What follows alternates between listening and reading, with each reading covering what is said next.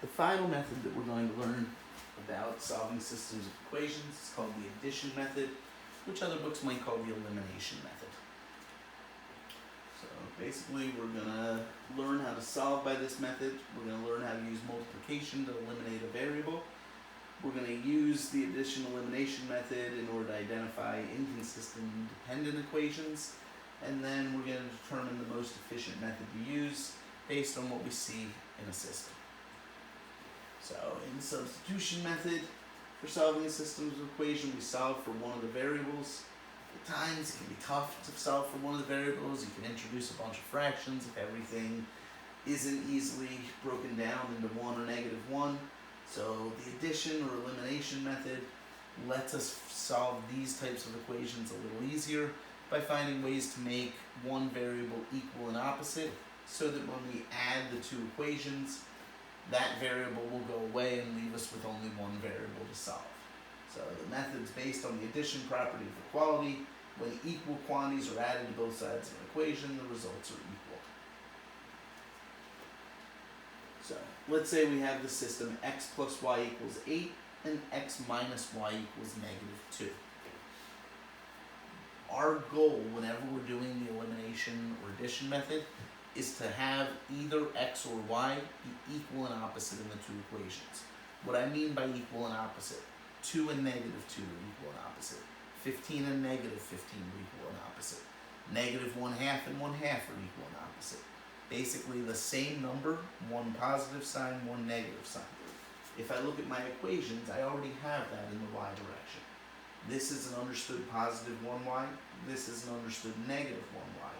If we combine these equations, this positive 1y and this -1y would combine to give me 0y, meaning it would be eliminated from the equation. So what we're looking to set up is a situation where when we add the two equations together, one of the variables goes away entirely. This system is already set up for that.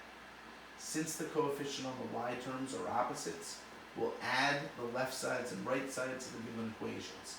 So when they say add left sides and right sides, I'd rather you think about it as adding the x's together, adding the y's together, adding the numbers together, assuming that you have everything properly arranged as x's, y's, numbers.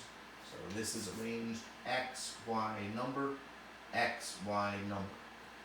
If I add the two equations, then x plus x gives me 2x, positive y and -y, just like I wanted it to, give me 0, and 8 and -2 give me positive 6. So again, what I'm really doing is combining the like terms that are put in columns.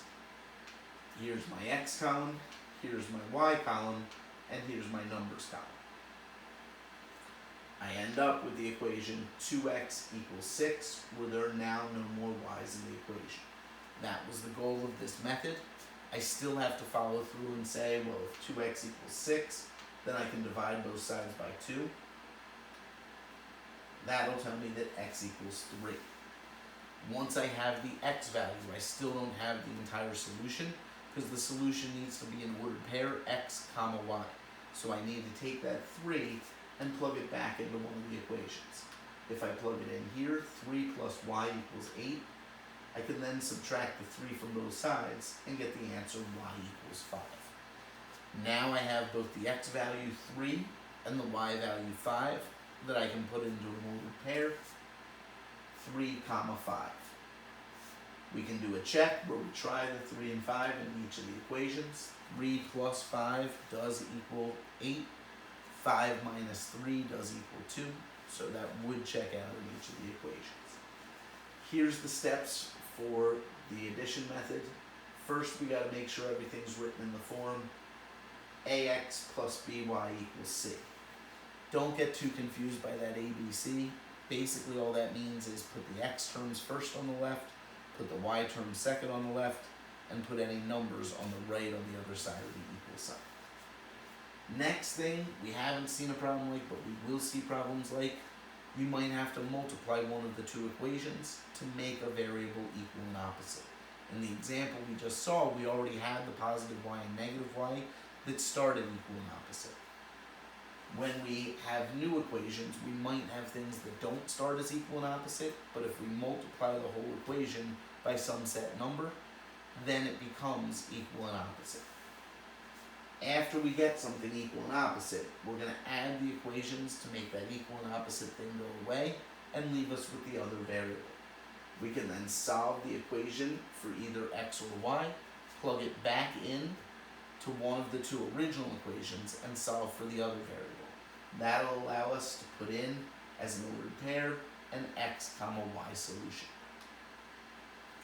So when we talk about using multiplication, basically we need to say, all right, let me look at the two equations, let me look at what the two x's are, what the two y's are. What's the quickest way that I can multiply either one or both of the equations to make it so that I have one variable being equal and opposite. So when we added the equations before, the y went away right away, but for many systems we're not able to immediately eliminate a variable. We're going to have to multiply to make sure that a variable will be eliminated. For instance, if I have 3x plus y equals 7 and x plus 2y equals 4. Here I have a positive 3x and a positive 1. Here I have a positive 1y and a positive 2y. In either case, I don't have equal and opposite. Two different ways I could go about this. Either I could multiply the whole top equation by -2. If I multiply this whole equation by -2, then in front of the y is going to be -2y, which is equal and opposite to 2y. The other thing I could decide to do is multiply the whole second equation by -3. If I did that, -3 times x would give me -3x, which would be equal and opposite to this 3x. Just remember that when you multiply an entire equation by a number, each term needs to be multiplied by that. So if I chose -3 on the bottom, I'd get -3x. -3 times 2y would give me -6y, and -3 times 4 would give me -12. They decide to do that. We're going to multiply the second equation by -3 to make the x's equal and opposite. So, since they're already in the standard x plus y equals the number form, we can go ahead and just multiply the second equation. So here's where we originally were at. Once we multiply the second equation by -3, this -3 goes to the x, -3 goes to the 2y, and -3 goes to the 4. That's how I end up with the equation -3x minus 6y equals -12. Again, my goal was get these two to be equal and opposite. Since they are currently equal and opposite, I can go on to the next step, which is adding the two equations. When I combine the two equations, positive 3x and -3x are equal and opposite, so they go away and leave me with no x's in the equation. Positive y and -6y leave me with -5y, and positive 7 and -12 leave me with -5. I can now solve for y by dividing by what's in front of the y. Divide this side by -5, divide this side by -5. When I do that, I get the answer y equals 1. That's one of the two parts of my ordered pair that I need. To find the other part, I'm going to plug in that y equals 1 to either equation and solve back for x. So for instance, I can put in the 1 here. 3x plus 1 equals 7. Subtract 1 from each side. 3x equals 6. Divide by 3 and get x equals 2. Then I'd have the point 2 comma 1 as the solution of the equation. So here they're substituting 1 in for y in the equation x plus 2y equals 4. This will get us the same place. It doesn't matter which of the two original equations you plug back into. So here when they put in 1, they get x plus 2 equals 4. They subtract 2 from each side and get x equals 2. Again, that gives the ordered pair 2 comma 1 as an xy point. Remember that it's not always in the order that you solve them in. If you eliminate x in the first equation, then you've solved for y first, and you need to put the point that you get there in the second coordinate. Check the solution to one of the original system, and it would work. To identify inconsistent systems and dependent equations, it's going to work the same way that it did when we were working with substitution method. Basically, if both variables get eliminated, and I'm left with no more variables in the problem, one of two things happened. Either it's an inconsistent system because I get a false statement. I get something where the number on the left doesn't equal the number on the right. Or it's a dependent system if I get a true statement where the number on the left does equal the number on the right. So again, same idea. If the variables drop out of the problem, with no more variables, we have to consider whether something is true or false. So we've solved inconsistent systems and dependent systems by substitution and graphing. Here's what they're going to look like in addition method. When I go to add these two lines, positive 3x and negative 3x would give me 0, they're equal and opposite, but negative 2y and positive 2y would also give me 0 because they're equal and opposite. So both variables would go away and just leave me with 0 on this side.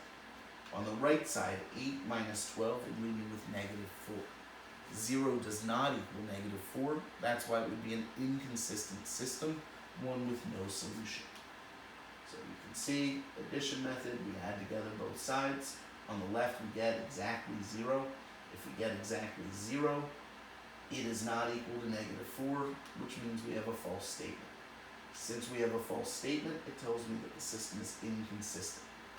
If instead we had gotten a true statement, we'd say that the system was dependent. The system has no solution. When we look at different possible ways to solve, really you're usually going to be told which of the ways to solve, so you're not going to have open-ended questions where it asks you to solve any of the 3 ways. You will have your systems of equation packet where you have to solve the same equation each of the 3 ways, but in general you don't have this choice the way that I'm teaching the class. Basically, it'll tell you which method to apply to which problem.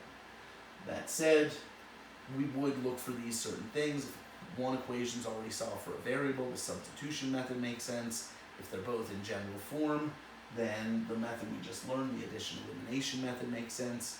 If they're both solved for y, the graphing method might make sense. So this is showing some different equations that jump out as which way is best. Here, since it's already solved for y, we do substitution.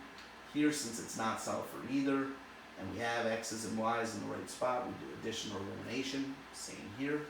And here we do substitution because this top one would be easy to solve for x.